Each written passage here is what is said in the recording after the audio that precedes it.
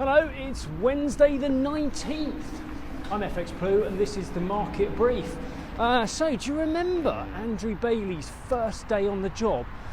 He was appointed just before the first COVID lockdown.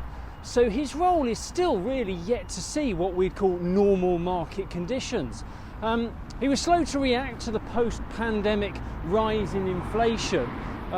His inexperience preferred to follow the Fed in saying that inflation was transitory. The first 15 basis point rate hike was unpopular in December because it was just before Christmas. And while the Fed has executed a more aggressive policy since, the MPC has voted for 25 basis points as a rate hike at every meeting this year. Where they were once cowardly and slow to react, they are now unimaginative and predictable.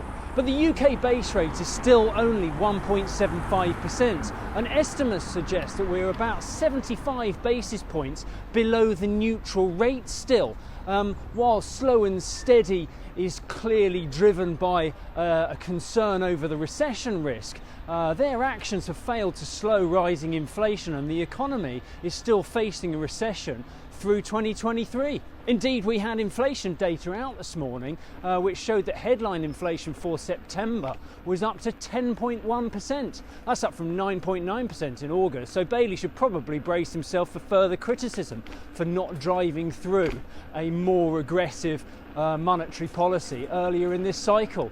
The market turmoil caused by Liz Truss might give him an excuse he needs to ramp up the rate hikes. We'll have to see about that though. And meanwhile, Truss was on yesterday. She apologised for the turmoil that her policies has brought to the UK, but she remains determined to carry on as leader. But we'll just have to see about that too. The markets have approved of Hunt scrapping the tax cuts, and while the longer term borrowing costs remain high, sterling seems to be back on firmer ground. We touched 114.10 against the dollar yesterday. We open around 113 against the dollar. We're around 114.85 against the euro, and euro dollar is around 98.40 on the open. Over in the US, the Fed hiked rates as fast as they could without pushing the economy into recession. They voted for 75 basis points at the past three meetings as Powell remains committed to data dependence and indeed in tackling inflation as a primary focus. The employment market is the hot topic though, now that they have moved past the neutral rate and into restrictive territory.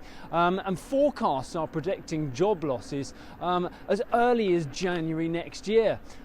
Indeed, there are concerns that another 75 basis points in both meetings this year may well deepen the coming recession. But equally, if they trim the sails and only hike by 50 basis points, inflation may continue to rise. So it's a very fine balance that they need to strike.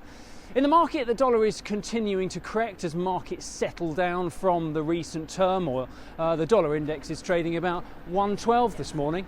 Right, that's it from me. Have a great day. Join me again tomorrow. If you do not have a clue, then just tweet through and ask FxPlew.